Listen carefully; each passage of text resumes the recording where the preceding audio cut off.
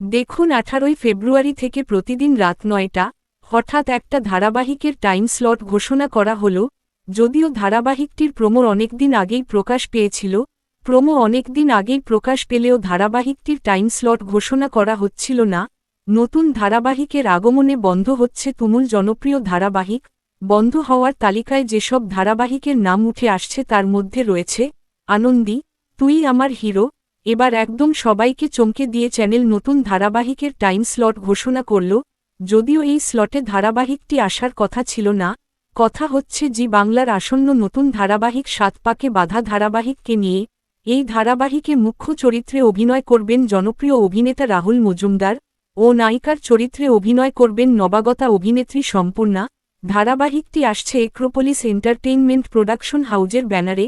এবার এই ধারাবাহিকটির time slot ঘোষণা করা হল। আগামী 18 ফেব্রুয়ারি থেকে প্রতিদিন রাত 9টার সময়ে দেখা যাবে নতুন ধারাবাহিক 7 পাকে বাঁধা।